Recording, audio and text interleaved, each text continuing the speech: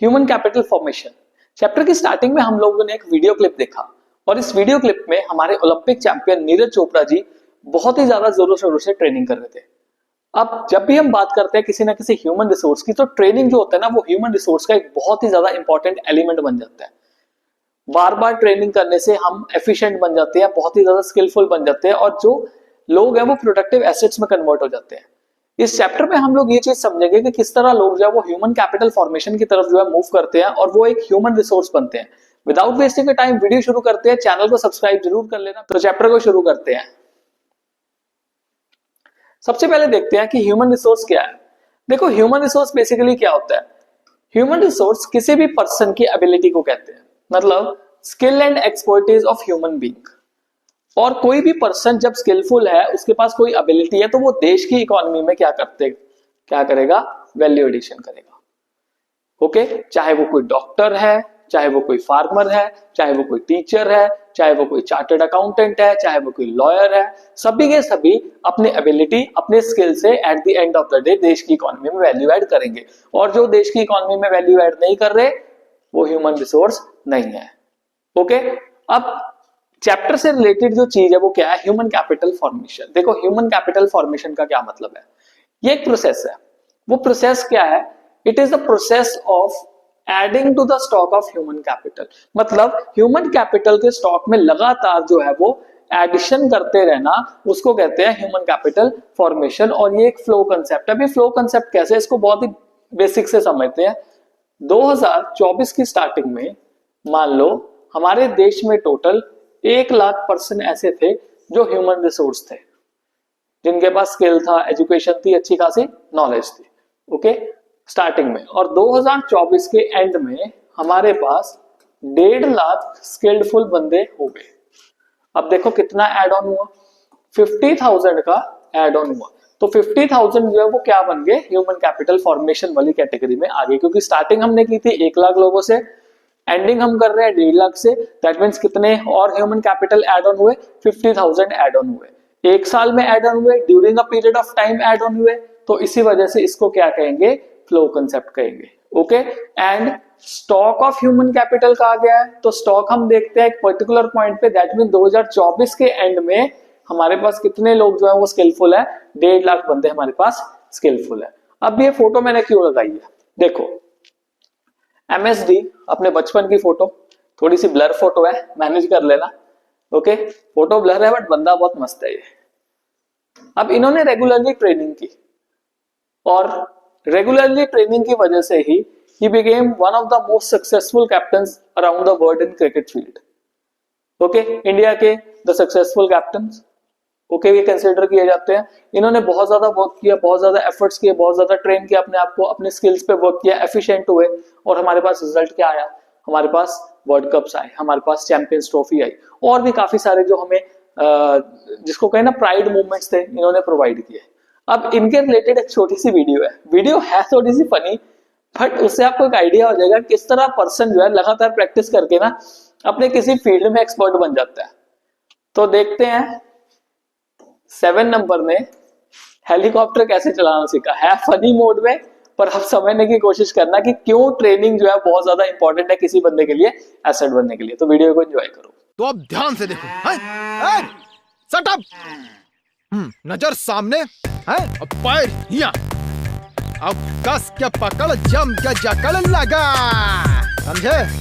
चलो करो। कस के पकड़, जम के जकड़ लगा, कस के पकड़ लगा और जम के जकड़ लगा। बहुत बढ़िया, अब वहां पे भी ऐसे ही करना है। कस के पकड़, जम के जकड़ लगा। ओके, सो होपफुली आपने वो वीडियो एंजॉय कर लिया होगा, किस तरह से हेलीकॉप्टर जो है वो ग्राउंड में उड़ा। नेक्स्ट वन देखते हैं ह्यूमन डेवलपमेंट। देखो, जो ह्यूमन कैपिटल और ह्यूमन डेवलपमेंट है कई बार ना रिलेटेड तरीके से यूज कर लिया जाता है, साइनोनिमसली यूज कर सकते हैं हम इस चीज को। ओके, तो ह्यूमन कैपिटल और human development are related abilities, that is skill and expertise of human being. पर फिर भी कुछ ना कुछ क्लियर डिस्टिंक्शन जो है इसमें अवेलेबल है। जो ह्यूमन कैपिटल होती है ना, वो एक ह्यूमन बीइंग को एक मीन मानती है। मीन मतलब एक जरिया मानती है कहां तक पहुंचने का, एंड तक पहुंचने का। और ये एंड है क्या? ये एंड है ह्यूमन डेवलपमेंट।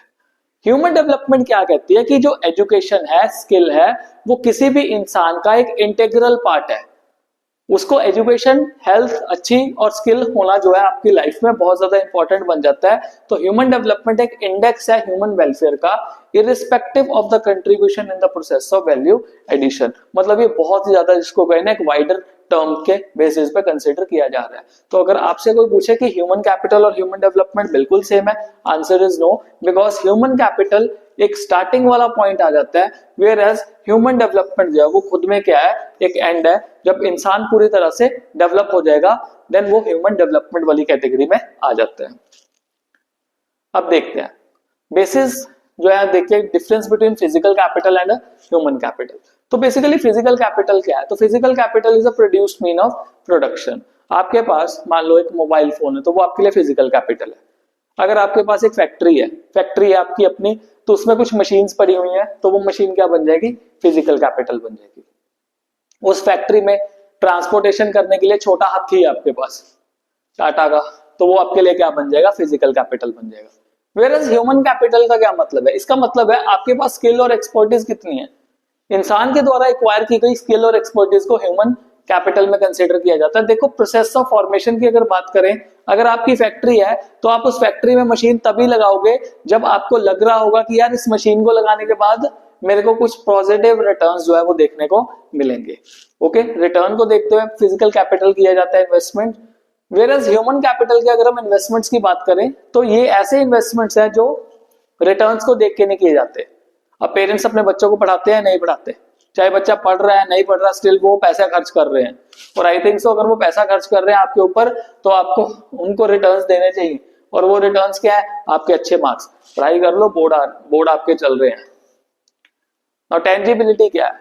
जो फिजिकल कैपिटल है वो क्या है? टेंजिबल है, उसको टच किया जा सकता है।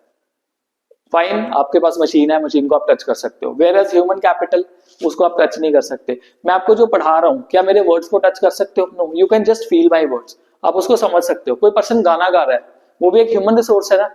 आप उसके गाने को तो नहीं कैच कर सकते, बट आप उसके गाने को फील कर सकते हो, एंजॉय कर सकते हो। Now separability from the owner, yes, physical capital को आप आराम से सेपरेट कर सकते हो। आपकी कोई मशीन है, खराब होगी, बेच दोगे वो मशीन कबाड़ में, तो सेपरेट होगी आपसे। एक तो ये पॉइंट हो गया। उसके बाद अगर चोरी होगी तो भी सेपरेट होगी। अगर आपने मान लो सपोज उसको निकाल दिया, किसी और को दे दिया, अपने दोस्त को दे दिया किसी मशीन को, वो भी सेपरेट होगी। वेयरएज ह्यूमन कैपिटल जो है वो इनसेपरेबल है। आप किसी पर्सन की स्किल और एक्सपर्टीज को उससे दूर नहीं लेके जा सकते। कोई भी प्लेयर है, आप उसके स्किल्स को उससे नहीं ले सकते, स्किल तो उसके पास रहेगा ही रहेगा। मोबिलिटी, देखो जो फिजिकल कैपिटल होती है ना, उसकी मोबिलिटी पे रिस्ट्रिक्शन होती है अगर कोई ट्रेड बैरियर लगा हुआ है। ट्रेड बैरियर जैसे टैरिफ बैरियर लगा है या नॉन टैरिफ बैरियर लगा है, या फिर किसी कंट्री ने किसी कंट्री के साथ ट्रेड करने से मना किया, जैसे इंडिया पाकिस्तान के बीच में चलता ही रहता है। वेयरएज ह्यूमन कैपिटल की अगर बात करें कि क्रॉस बॉर्डर मूवमेंट होता है, हाँ जी मूवमेंट हो सकता है, पर नेशनैलिटी के बेसिस पे मूवमेंट देखते हैं, जिसमें हम क्या कहते हैं, वीजा लेना पड़ता है। कई कंट्रीज में वीजा फ्री मूवमेंट है, but at the end of the day passport तो चाहिए ना, चेकिंग तो होगी ना स्टार्टिंग में। डेप्रिसिएशन, फिजिकल कैपिटल डेप्रिशिएट होगा ही होगा, कोई भी मशीन है वो डेप्रिशिएट करेगी। ओके, वेयरएज ह्यूमन कैपिटल ये डेप्रिशिएट ऐसे नहीं करता जैसे फिजिकल कैपिटल करता है, बट एज के साथ साथ हमारी जो वर्किंग कैपेबिलिटी है वो क्या होती रहती है, कम होती रहती है। ओके, अब जैसे कोई प्लेयर है, प्लेयर प्राइम में कब है, 20 से 32 साल की उम्र में मान लो प्राइम में है, 12 साल चल रहा है। अब उसके बाद क्या होगा, डेफिनेटली रिफ्लेक्सेस वीक होंगे, रिफ्लेक्सेस वीक होंगे तो परफॉर्मेंस में क्या आएगा, कमी आएगी। तो उसको डेप्रिसिएशन इफेक्ट नहीं कहेंगे, उसको एजिंग इफेक्ट कहेंगे। बेनिफिट्स क्रिएटेड, हाँ जी फिजिकल कैपिटल के सिर्फ प्राइवेट बेनिफिट्स है। जिसके पास वो मशीन है, जिसके पास वो मोटरसाइकिल है या स्कूटी है, आपके पास अपना मोबाइल फोन है, लैपटॉप है, तो आपको अपने जो प्राइवेट बेनिफिट्स हैं वो ही मिलेंगे। Whereas when it comes to human capital, उसके बेनिफिट्स प्राइवेट तो है ही है, सोसाइटी को भी है। अब एक डॉक्टर है, डॉक्टर ने अपना क्लिनिक खोला अच्छा खासा, बहुत सारे उसके पास पेशेंट्स आ रहे हैं। अब डॉक्टर उससे पेशेंट से पैसे तो ले रहा है ना, फीस चार्ज कर रहा है अपने, तो उसका प्राइवेट बेनिफिट हो गया। But at the end of the day उन बंदे को ट्रीटमेंट भी तो दे रहा है ना, और अगर ट्रीटमेंट दे रहा है तो सोशल बेनिफिट भी जो वो क्रिएट हो गया। तो ये कुछ बेसिक डिफरेंसेस हैं physical capital and human capital के। अब बात करते हैं हम सोर्सेज ऑफ ह्यूमन कैपिटल की। अगर हम सोर्सेज ऑफ ह्यूमन कैपिटल की बात करें तो सबसे पहला जो मेजर सोर्स है वो आ जाता है हमारे पास एजुकेशन। देखो एजुकेशन पे अगर हम खर्चा करते हैं तो वो बहुत अच्छा है। वो अच्छा क्यों है? बिकॉज इस पे किया गया खर्चा इससे आने वाले रिटर्न से बहुत कम होता है।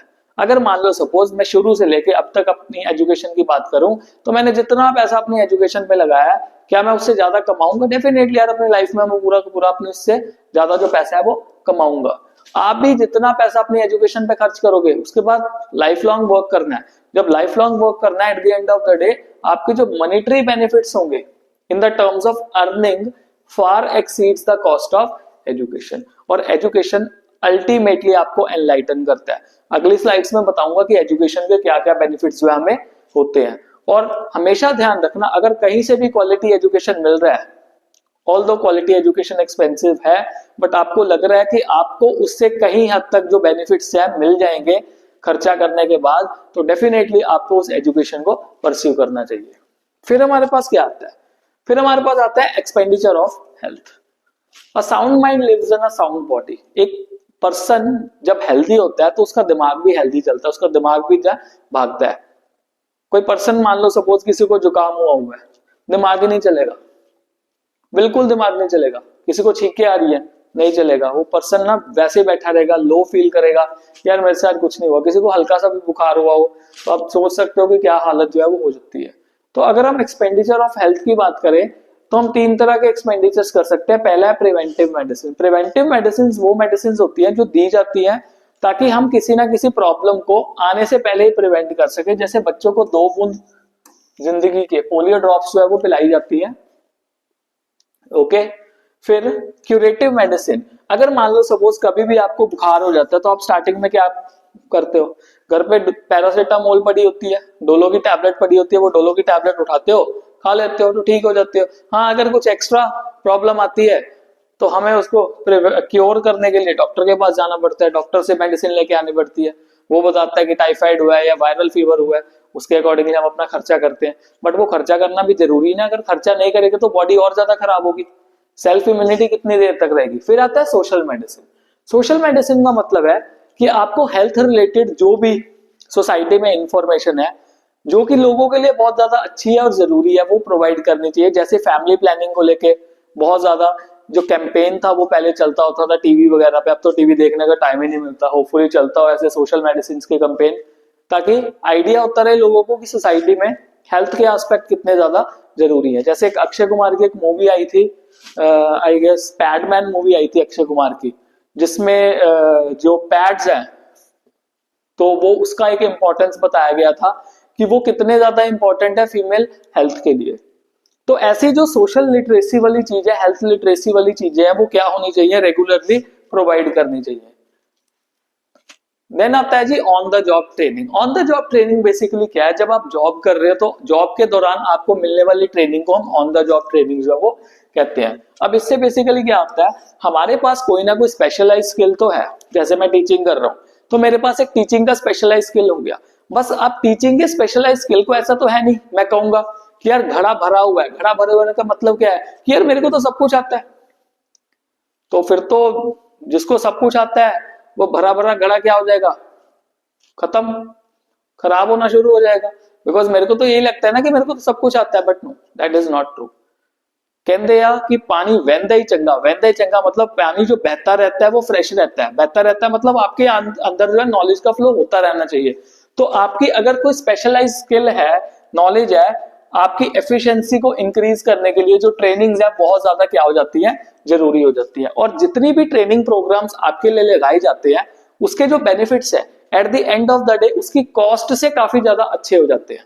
अब जैसे मान लो सपोज ट्रेनिंग में 10,000 रुपए का खर्चा किया कंपनी ने, बट कंपनी को उस 10,000 का खर्चा करने के बाद 1 लाख रुपए का बेनिफिट मिल गया, तो आप देखो 90,000 का एक्स्ट्रा बेनिफिट ले गए। तो फर्म भी प्रेफर करेंगे ना अपने ट्रेंड बंदे को रिटेन करने के लिए। कोई फर्म कहेगी कि अनट्रेंड बंदे को रखते हैं, वो कहेंगे जो स्किलफुल बंदा है, एफिशिएंट बंदा है, ट्रेंड बंदा है, हम उसको काम पे रखेंगे। तो ऐसे बेनिफिट्स जो ऑन द जॉब ट्रेनिंग्स के होते हैं। देन आता है माइग्रेशन। देखो माइग्रेशन का मतलब क्या है? Movement from one place to another place. देखो माइग्रेट क्यों किया जाता है? पहली बात तो माइग्रेशन करने का कारण ये होता है कि हमें कुछ अच्छी सारी अपॉर्चुनिटीज जो है वो मिल जाती है अपनी लाइफ में। सभी की लाइफ में एक पर्पस होता है कि यार मैंने पढ़ाई करनी है, पढ़ाई करने के बाद पैसा कमाना है, पैसा कमाने के बाद अपना लाइफस्टाइल अच्छा जीना है। पर अगर मान लो सपोज हम उस एरिया में बैठे हुए हैं जहां पे हमें पैसा कमाने की अपॉर्चुनिटीज कम मिल रही हैं और हमें मान लो लग रहा है कि दूसरी जगह पे जाके हम पैसा अच्छा खासा कमा सकते हैं, तो definitely we will think to migrate. जितनी ज्यादा जॉब अपॉर्चुनिटीज हमें अच्छी मिलेंगी उतना ज्यादा हम सोचेंगे माइग्रेशन के बारे में। बट माइग्रेशन में दो चीजें इन्वॉल्व होती हैं, एक होती है ट्रांसपोर्टेशन कॉस्ट और दूसरी होती है लिविंग कॉस्ट। बिकॉज अगर मैं मान लो सपोज किसी छोटे एरिया से बड़ा एरिया में जाऊंगा तो पहले तो मेरे को ट्रांसपोर्ट होके जाना पड़ेगा, काफी सारा सामान लेके जाना पड़ेगा, उसका खर्चा होगा। दूसरी बात यह है कि अगर मैं मान लो दूसरे एरियाज में जा रहा हूं तो at the end of the day उन बड़े एरियाज में मेरी लिविंग कॉस्ट क्या हो जाएगी, इंक्रीज हो जाएगी। तो मेरे को वो चीज भी देखनी है। पर द थिंग इज कि जितनी भी लिविंग कॉस्ट होती है या जितनी भी ट्रांसपोर्टेशन कॉस्ट होती है, अगर हम माइग्रेशन करके जाते हैं उस एरिया में तो हमारी कमाई भी ज्यादा होती है, हमारी अर्निंग्स भी ज्यादा होती है। और माइग्रेशन बेसिकली दो तरह की है, एक है इंटरनल और दूसरी है एक्सटर्नल। इंटरनल मतलब विद इन द कंट्री अगर हम माइग्रेट कर रहे हैं। अब अगर with in the country migration की बात करें तो उसमें क्या आ जाता है कि अगर हम एक स्टेट से दूसरी स्टेट में माइग्रेट कर रहे हैं या फिर एक सिटी से दूसरी सिटी में माइग्रेट कर रहे हैं विद इन द नेशन। जैसे अब बिहार से काफी सारे लोग जो है वो पंजाब में माइग्रेट होके आते हैं। वो क्यों माइग्रेट होके आते हैं? बिकॉज जब एग्रीकल्चरल सीजन होता है तो पंजाब में लेबर की बहुत ज्यादा रिक्वायरमेंट होती है और बिहार से काफी सारे लोग जो है वो चीप लेबर लेके यहाँ पे पहुंच जाते हैं। और ऐसे ब्रिक किलन्स होते हैं जो ईंटों के भट्टे होते हैं, वहां पे भी बहुत ज्यादा लोग की रिक्वायरमेंट होती है। तो काफी सारे बिहार, वेस्ट बंगाल, यूपी, पर्टिकुलरली ईस्टर्न यूपी, वहां से काफी सारे लोग जो है वो मूव करके स्टेट्स में आते हैं। इवन गुजरात और महाराष्ट्र में भी काफी सारे लोग माइग्रेट करते हैं जो एक्सेसिव लेबर वाले एरियाज होते हैं। और वेरएज अगर हम एक्सटर्नल माइग्रेशन की बात करें तो जैसे हम एक देश छोड़ के दूसरे देश में चले जाते हैं तो उसको हम कहते हैं एक्सटर्नल माइग्रेशन। मतलब एक्सटर्नल माइग्रेशन भी तभी किया जाता है ना कि हमें बेटर अपॉर्चुनिटीज जो है वो मिल रही है। अब यहाँ से काफी सारे लोग कनाडा चले जाते हैं, जैसे बिहार वगैरह से काफी सारे लोग यहाँ पे आते हैं। हमारे जो काफी सारे लोग हैं जैसे अब गुजरात से हो गया या फिर केरल से हो गया या फिर पंजाब से हो गया, काफी सारे लोग मूवमेंट करते हैं बाहर। Okay, but the thing is कि फॉरेन कंट्री में जो पे स्केल्स है वो बहुत ज्यादा बेटर है। चाहे हम और जॉब्स भी करते हैं वहां पे कमाई बहुत अच्छी खासी मिल जाती है, डॉलर्स में मिल जाते हैं, पाउंड मिल जाते हैं, यूरोज मिल जाते हैं। तो जब हम उसको एक्सचेंज करते हैं इंडिया में आके तो उसका वैल्यू डेफिनेटली काफी ज्यादा बढ़ जाता है। उसके अलावा स्टडी प्रोग्राम फॉर अडल्ट्स। अब इसमें कौन से स्टडी प्रोग्राम है? अगर हम कुछ skill related study program provide करते रहे गवर्नमेंट के थ्रू तो उससे क्या होगा, किसी भी पर्सन की एफिशिएंसी बढ़ जाएगी। जैसे अब स्किल इंडिया प्रोग्राम स्टार्ट हुआ था इंडिया में। अब इस स्किल इंडिया प्रोग्राम में बेसिकली क्या कहा गया, गवर्नमेंट कहती है कि भाई स्किल सीखो, वोकेशनल एजुकेशन पे फोकस करो। आप जितना ज्यादा स्किल सीखोगे आप कभी भूखे नहीं बैठोगे। मान लो सपोज मैं टीचर ना होता और मैं स्किल इंडिया में इलेक्ट्रीशियन का काम सीख लेता, ठीक है, तो मेरे को कहीं से भी कोई भी काम मिल जाता इलेक्ट्रीशियन का। गर्मियों के टाइम पे होड़ लगी होती है, इलेक्ट्रीशियंस फ्री नहीं होते, तो उसका बेनिफिट मिलता है नहीं मिलता। देन हमारे पास है एक्सपेंडिचर ऑन इंफॉर्मेशन। अब अगर हमारे पास इंफॉर्मेशन ही नहीं मिलेगी कि यार उस जगह पे ना ये पर्टिकुलर कोर्स चल रहा है। अब यूट्यूब पे काम करने के लिए ना एडिटिंग आनी बहुत ज्यादा जरूरी है। मेरे को लगता है यार एडिटिंग ना थोड़ी बहुत खुद भी आनी चाहिए, सीखनी चाहिए। ठीक, मेरे को एक न्यूज़पेपर में एक एडवर्टीजमेंट दिखा कि वो पर्टिकुलर इंस्टीट्यूशन जो है वो एडिटिंग का ट्रेनिंग देता है, तो मेरे को लगा मेरे को ज्वाइन कर लेना चाहिए। एक्सपेंडिचर ऑन एजुकेशन, मैं एजुकेशन पे खर्चा करना। पर वो एजुकेशन का मेरे को पता कैसे लगा, क्योंकि मैंने इन्फॉर्मेशन पे खर्चा किया। कैसे इन्फॉर्मेशन पे खर्चा किया? न्यूज़पेपर पे खर्चा किया, नॉलेज पे खर्चा किया। तो इस तरीके से क्या हो जाता है, बेनिफिशियल हो जाता है। Information related to job market and education institutes offering specialized skill is an important determinants of skill formation। तो मैं कोई ना कोई स्किल जो है एडिटिंग रिलेटेड क्या करूंगा, सीख लूंगा। Further significance of human capital formation. देखो ह्यूमन कैपिटल फॉर्मेशन के क्या बेनिफिट्स है। सबसे पहला, हमारी सोचने का तरीका बदल जाता है। इमोशनल एंड मटेरियल एनवायरनमेंट, हम ना इमोशनली बहुत ज्यादा अवेयर हो जाते हैं चीजों को लेके। Let it be kind of thing कि चल ठीक है, if we are a productive asset, we know that यार मेरा काम मेरे लिए बहुत ज्यादा जरूरी है, तो हम इमोशनली क्या हो जाएंगे, बहुत ज्यादा स्ट्रांग हो जाएंगे। हम फालतू चीजों के बारे में सोचना बंद कर देंगे कि यार ये हो गया तो मेरी लाइफ में क्या हो जाएगा, वो हो गया तो मेरी लाइफ में क्या हो जाएगा। ठीक है यार, होता रहेगा जो होता रहेगा, काम करो आगे बढ़ो। वेरएज मटेरियल एनवायरनमेंट भी चेंज होता है, हमें फिजिकल एसेट्स मतलब जो फिजिकल कैपिटल है उसको यूज करना बहुत अच्छे तरीके से आ जाता है। Higher productivity of physical capital, अगर मान लो सपोज कोई पर्सन ह्यूमन कैपिटल है, वो ह्यूमन रिसोर्स है, तो वो फिजिकल कैपिटल को बहुत ही अच्छे तरीके से यूज करता है। अब फॉर एग्जांपल मान लो एक ट्रेंड ड्राइवर है, ट्रेंड कार ड्राइवर है, और कोई मेरे जैसा कार ड्राइवर है जिसको थोड़ी बहुत ही आती है, ओके। तो ट्रेन कार ड्राइवर जो है वो at the end of the day car को ज्यादा बेटर तरीके से चलाएगा। उसको पता है कि कितनी स्पीड पे कार चलाने से जो फ्यूल की प्रोडक्टिविटी है वो सबसे बेटर आएगी। मेरे को नहीं पता होगा क्योंकि मैं इतना ज्यादा ट्रेंड नहीं हूं, ओके। बेसिक एग्जांपल के तौर पे मैंने आपको बताया। तो अगर मान लो सपोज कोई भी पर्सन एक ह्यूमन कैपिटल होता है, फॉर्मेशन वाली कैटेगरी में आता है, तो उसकी प्रोडक्टिविटी बढ़ती है, एफिशिएंसी बढ़ती है, उसके स्किल्स बढ़ते हैं, उसकी क्रिटिकल थिंकिंग बढ़ती है, उसकी एबिलिटी बढ़ती है, उसकी रीजनिंग थिंकिंग बढ़ती है। तो बहुत सारी चीजें जो है वो इंक्रीज होती हैं। ये सारे बेनिफिट्स हैं जो ह्यूमन कैपिटल फॉर्मेशन के मिल रहे हैं। Whereas higher rate of participation and equality will be there, जितने ज्यादा लोग जो है वो ह्यूमन कैपिटल फॉर्मेशन प्रोसेस में होंगे उतने ज्यादा उनको जॉब्स मिलेंगी, और जितनों को जॉब्स मिलेंगी अल्टीमेटली इनकम मिलेगा, इनकम मिलेगा खर्चा करेंगे तो अपना लाइफस्टाइल अच्छा करेंगे, तो इक्वालिटी प्रमोट होगी या नहीं होगी।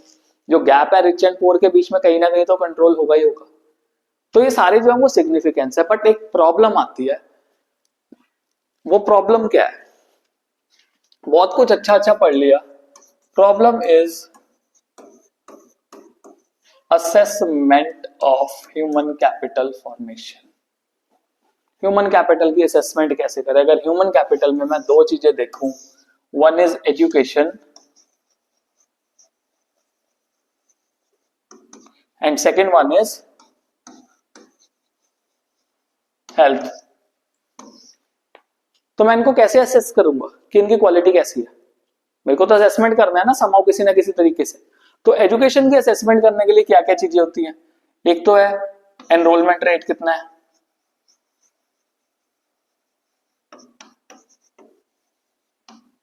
फाइन। दूसरा है टीचर पीपल रेशियो क्या है,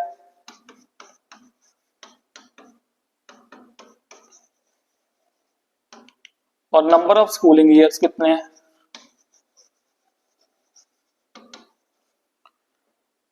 एनरोलमेंट रेट का मतलब क्या है? कितने लोग एडमिशन ले रहे हैं, पहली चीज। टीचर पीपल रेशियो का क्या मतलब है कि कितने टीचर, मतलब एक टीचर जो है वो कितने बच्चों को पढ़ा रहा है। जैसे मान लो 35-40 बच्चे हैं अगर पढ़ा रहा है, अगर मान लो 60 बच्चों को पढ़ा रहा है एक टीचर, तो वो तो टीचर पीपल रेशियो बिल्कुल ही खराब हो गया, जो कि कंड्यूसिव नहीं है, बिल्कुल ठीक नहीं है। या नंबर ऑफ स्कूलिंग ईयर्स कितने हैं कि बच्चा कितने साल तक पढ़ा है। ये तो हो गए नंबर्स में। क्वांटिटेटिवली देखा जाए तो बहुत सही लगता है यार, इतने परसेंट बच्चों ने एनरोलमेंट ले लिया, इतने परसेंट बच्चों ने एडमिशन ले लिया, इतना टीचर पीपल रेशियो है, ओके, इतने नंबर ऑफ स्कूलिंग ईयर्स है। But what about the quality of these things? क्या हम क्वालिटी पे बात कर रहे हैं, क्वालिटेटिव एस्पेक्ट पे आ रहे हैं? हमने तो क्वांटिटी बता दी।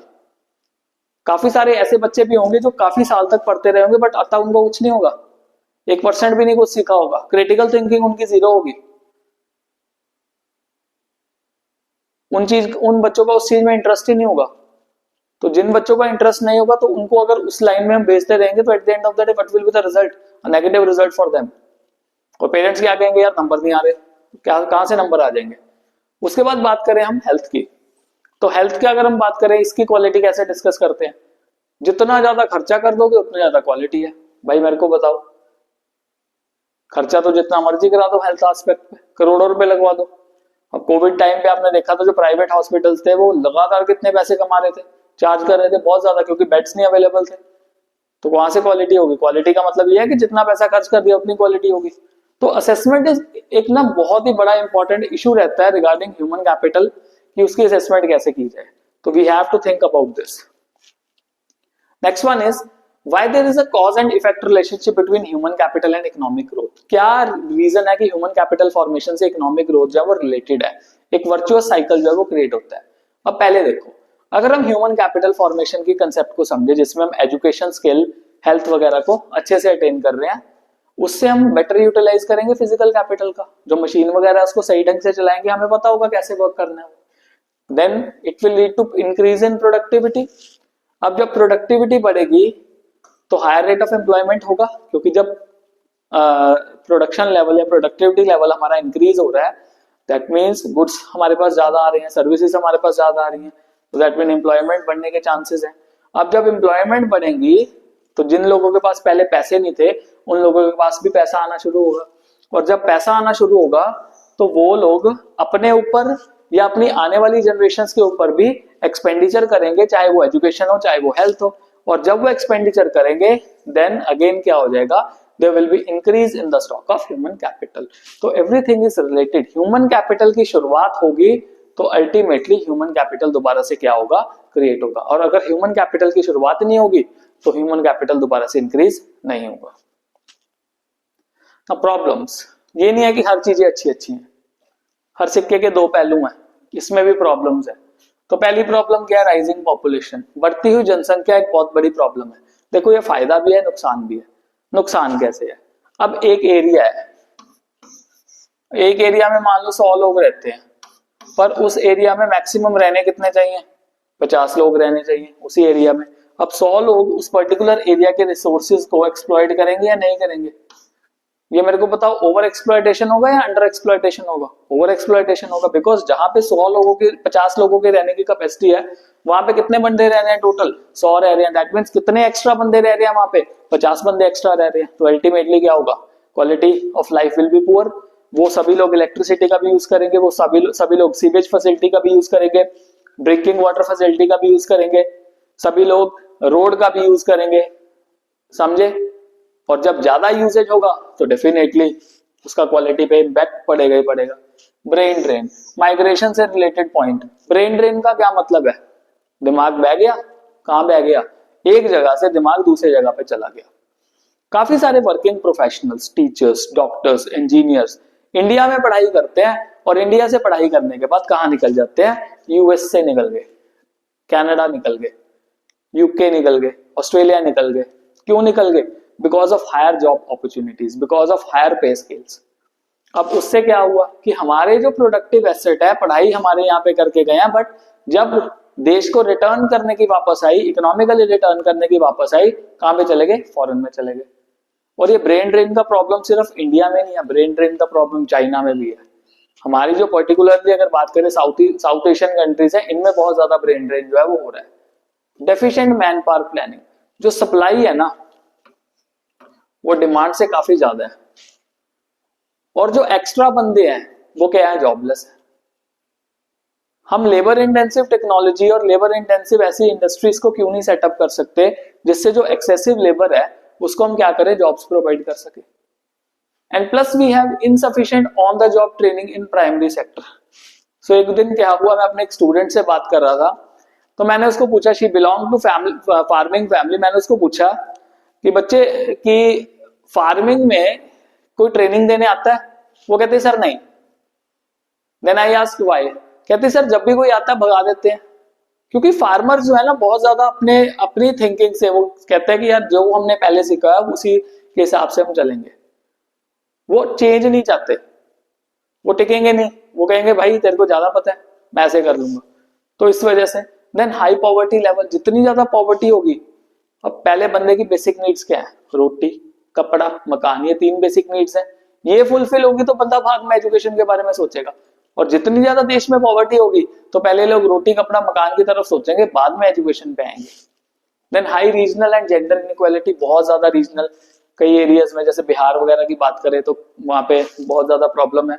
जेंडर इनइक्वालिटी, अगर मैं अपनी साथ वाली स्टेट हरियाणा की बात करूं तो वहां पे बहुत ज्यादा प्रॉब्लम थी जेंडर इनइक्वालिटी को लेके। इवन ऐसा नहीं है कि हाँ पंजाब में नहीं है, पंजाब में भी जेंडर इनइक्वालिटी को लेके बहुत ज्यादा प्रॉब्लम है। अगर मैं सेक्स रेशियो की बात करूं तो दोनों स्टेट्स में सेक्स रेशियो जो है वो फेवरेबल नहीं है, अनफेवरेबल ही है। तो जेंडर इनइक्वालिटी है, लड़कियों को पढ़ाया नहीं जाता, कहते नहीं पढ़ाना, क्या करेंगे लड़कियों को पढ़ा के। प्लस हमारे एकेडमिक स्टैंडर्ड्स बहुत ज्यादा पुअर है। हमारे पुअर एकेडमिक स्टैंडर्ड्स होने की वजह से हमारे जो ग्रेजुएट्स निकल के आ रहे हैं वो पके पकाए ग्रेजुएट्स नहीं है, वो अधकच्चे से है, हाफ बेक्ड ग्रेजुएट्स है, जिनको क्रैमिंग पे ज्यादा बिलीव है rather than understanding the entire concept. Cramming कर लेंगे बट समझेंगे नहीं चीज को। नेक्स्ट वन देखते हैं क्या है इस चैप्टर में।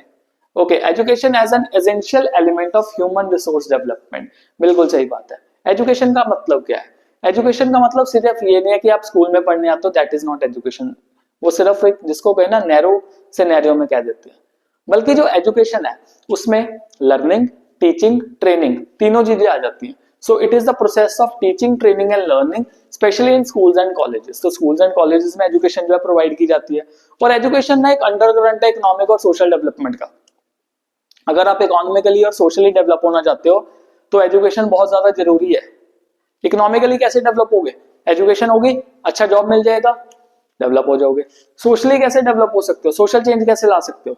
अब एजुकेटेड बंदे होंगे तो वो एजुकेटेड बंदे अगेंस्ट जाएंगे ना कास्ट बेस्ड डिस्क्रिमिनेशन के, अगेंस्ट जाएंगे ना कि यार ये तुम लोग क्या कर रहे हो, रिलीजन बेस्ड डिस्क्रिमिनेशन कर रहे हो। उस चीज को चेंज करेंगे या नहीं करेंगे? तो वो एक एजुकेटेड पर्सन ही है जो इन चीजों को चेंज कर सकता है। तो पढ़ाई बहुत ज्यादा इस पे इफेक्ट करती है। देन अगर हम कंपेयर करें दुनिया की और डेवलप्ड कंट्री से या और कुछ डेवलपिंग कंट्री से, तो हमारा लिटरेसी रेट जो है बहुत कम है। 2011 के सेंसस के अकॉर्डिंगली बात करें तो हमारा लिटरेसी रेट 74.04% है।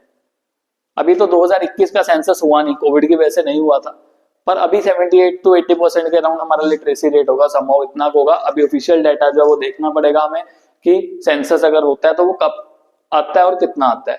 तो we have to encourage regarding the education की भाई एजुकेशन को ज्यादा से ज्यादा प्रमोट करो, ज्यादा से ज्यादा लोग एनरोल करने चाहिए, उनको पढ़ाना भी चाहिए। अब बात चल रही है लिटरेसी की और एजुकेशन की, दोनों सेम नहीं है, दोनों डिफरेंट है। वो डिफरेंट क्यों है? Let's see. देखो अगर एजुकेशन की बात करूं तो एजुकेशन में हमारे पास 3 स्टेजेस का एजुकेशन आ जाता है। प्राइमरी मतलब बच्चों की पढ़ाई, सेकेंडरी मतलब 10वीं 12वीं की क्लास की पढ़ाई, और टर्शरी मतलब जो ग्रेजुएट एंड पोस्ट ग्रेजुएशन वाली पढ़ाई है वो टर्शरी में आ जाती है। वेयरएज लिटरेसी का क्या मतलब है? लिटरेसी का मतलब है जब भी कोई पर्सन एक लैंग्वेज लिख सकता है या पढ़ सकता है उसको हम क्या कहेंगे? लिटरेट कहेंगे। It refers to the ability to read and write, उसको क्या कहा जाता है? लिटरेसी कहा जाता है। एजुकेशन का जो स्कोप है वो वाइड है। अब एक मान लो सपोज एक बच्चा है प्राइमरी एजुकेशन में है, यार वो बच्चा तो डेफिनेटली रीड और राइट कर ही लेगा ना, लिखना तो आ ही जाएगा ना उसको कुछ ना कुछ। प्राइमरी में ABCD सिखा देते हैं, लिखना बोलना भी सिखा देते हैं। सेकेंडरी में फिर टर्शरी में डेफिनेटली लिखना आएगा। वेयरएज इसका जो स्कोप है वो नैरो है। नैरो क्यों है? बस इसमें अगर आपको एक लैंग्वेज जो है वो लिखनी आती है और पढ़नी आती है तो आप लिटरेट हो, और जो एजुकेटेड बंदा है वो सभी लिटरेट होंगे ही होंगे। ओके, पर जो लिटरेट बंदा है जरूरी नहीं है कि सभी के सभी एजुकेटेड हो, जैसे कि मैंने वो नोशन आपको बताया। इंपॉर्टेंस देखते हैं एजुकेशन के। It produces responsible citizens. हम रिस्पॉन्सिबल बन जाते हैं। कैसे रिस्पॉन्सिबल बनते हैं? स्कूल में हम कॉलेजेस में जब पढ़ाई करते हैं तो हमें कुछ चीजें सिखाई जाती हैं कि भाई इलेक्ट्रिसिटी का वेस्टेज नहीं करना। अब मान लो सपोज गर्मियों के दिन चल रहे हैं, फिजिकल एजुकेशन का लेक्चर शुरू हो गया, आप लोग फिजिकल एजुकेशन के लिए ग्राउंड में चले गए, फैंस चले रह गए। अब जो एक रिस्पॉन्सिबल बच्चा होगा वो क्या करेगा? फैंस को बंद करेगा। क्यों बंद करेगा? चाहे देखो उसके घर से बिल नहीं आ रहा, but at the end of the day उसको पता है यार देश के रिसोर्सेज जो है वो वेस्ट हो रहे हैं, तो बंद कर दिया।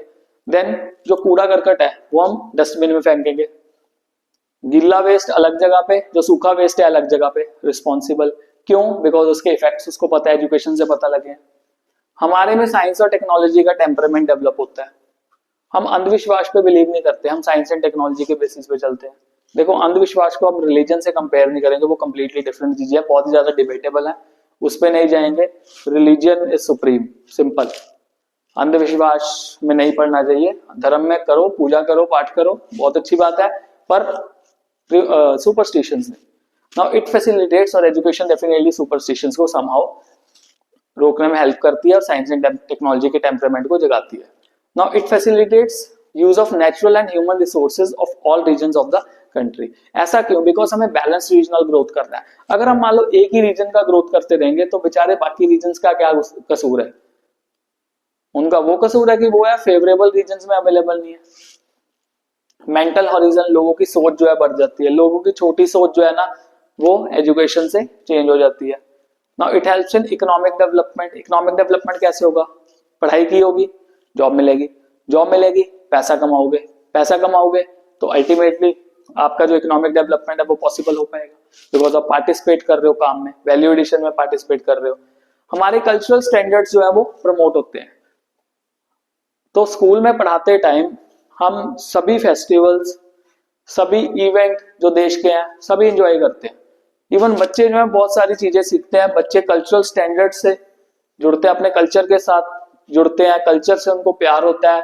दे आर लाइक वेरी एक्साइटेड। अगर कोई इवेंट आता है तो बहुत सारे इवेंट ऑन रेगुलर बेसिस चलते रहते हैं। सीबीएसई तो कहते हैं कि आपको इवेंट्स कराने हैं, बच्चों को इन कल्चरल चीजों से जोड़ना है।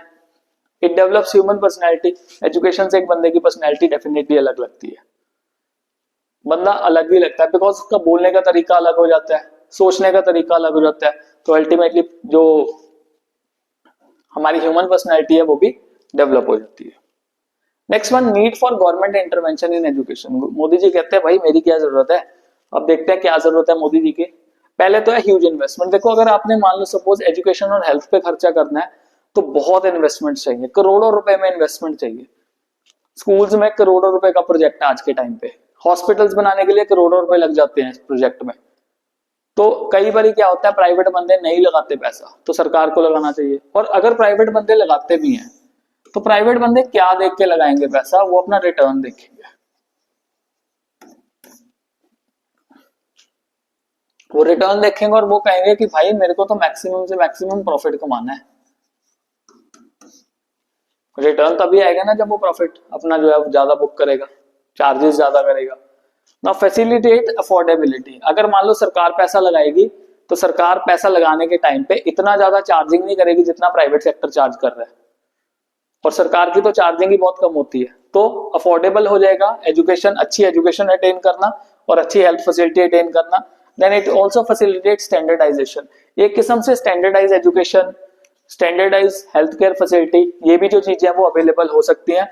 And education as you know is a constitutional right under article 21A of Indian constitution.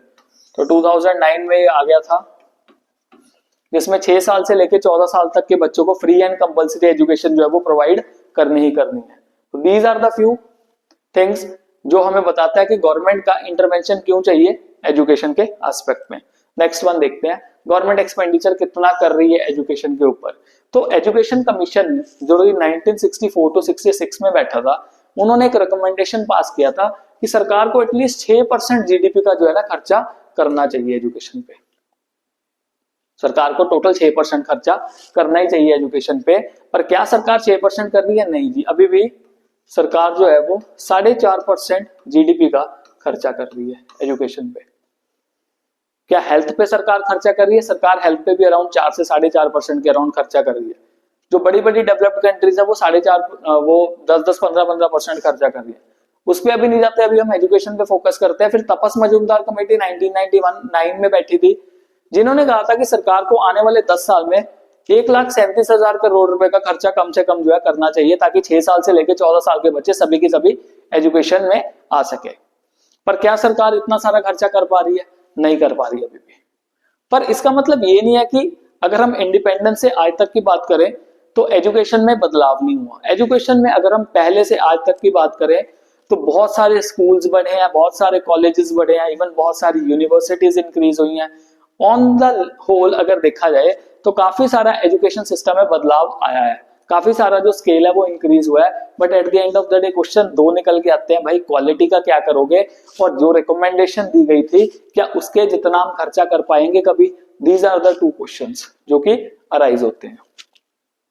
फिर education still a challenging proposition, ये लास्ट टॉपिक है हमारे इस चैप्टर का। Although education is very important, आपको सब कुछ पता लग गया, एजुकेशन, हेल्थ, ये सारी चीजें, ट्रेनिंग वगैरह सारी चीजें हमें एक ह्यूमन रिसोर्स जो है वो बना देती हैं। बट कुछ ना कुछ प्रॉब्लम्स अभी भी निकल के आ रही हैं, that is large number of illiterate. मैंने आपको बताया कि सेंसस 2011 के अकॉर्डिंगली इंडिया में 74.404% लिटरेसी रेट है। दैट मीन्स 70% लोग इलिटरेट है। अभी अगर मान लो 78% लोग भी लिटरेट हो गए हैं तो अभी भी 22% लोग क्या है? इलिटरेट है। अब इतने सारे इलिटरेट लोगों को पार्टिसिपेशन जो है वो नहीं करा सकते काम में, वो हाईली प्रोडक्टिव कामों में पार्टिसिपेट नहीं कर सकते, जिसकी वजह से उनका जो लाइफस्टाइल है वो पुअर रह जाएगा। इनएडिक्वेट वोकेशनलाइजेशन, स्कूल कॉलेजेस में इतनी ज्यादा वोकेशनल एजुकेशन नहीं प्रोवाइड की जाती, क्रैमिंग बेस्ड एजुकेशन प्रोवाइड की जाती है। अब जिस क्रैमिंग बेस्ड एजुकेशन की हम बात कर रहे हैं, तो क्रैमिंग बेस्ड एजुकेशन से हम अपने आप को ना एक्सेसिवली प्रोडक्टिव नहीं बना सकते, हमें उसका कुछ ज्यादा बेनिफिट जो है वो नहीं होने वाला। अब न्यू जो एजुकेशन पॉलिसी हमारी जो 2020 नेशनल एजुकेशन पॉलिसी है 2020 वाली, उसमें कहा गया कि एप्लीकेशन बेस्ड स्टडी कराओ। एप्लीकेशन बेस्ड स्टडी की अगर मैं बात करूं, जैसे मान लो सपोज इस कमरे का मैंने ना एरिया निकालना है, तो एरिया निकालने के लिए क्या करूंगा, लेंथ इनटू ब्रेड्थ कर दूंगा, एरिया निकल जाएगा। ये तो हो गया जी, मेरे को याद करना है फॉर्मूला, रट्टा बज गया। अब मेरे को इस कमरे में टाइल लगानी है, 2 बाय 2 की मैं कितनी टाइल्स लगा सकता हूँ, एरिया से बताओ जी, पता करके।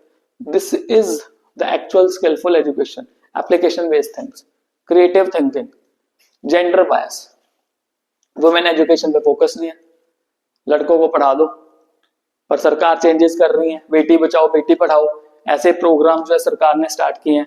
लो rural access level, rural area में अभी भी एजुकेशन का जो एक्सेस लेवल है वो कम है, इतना ज्यादा अच्छा नहीं है। देन प्राइवेटाइजेशन, प्राइवेटाइजेशन बहुत महंगे है, पढ़ाई बहुत महंगी है, कई प्राइवेट स्कूल्स में इतनी पढ़ाई महंगी है, यू कांट इवन इमेजिन। मैं एक ना इंस्टाग्राम पे रील देख रहा था, एक कॉमेडियन की रील है, कॉमेडियन का नाम तो याद नहीं है, पर कॉमेडियन कॉमेडी करते टाइम पे स्टैंड अप कॉमेडी चल रही थी, तो एक ऑडियंस में लेडी होती है, तो कॉमेडियन उनको पूछते हैं आप क्या करते हैं, वो कहते हैं मैं टीचर हूँ।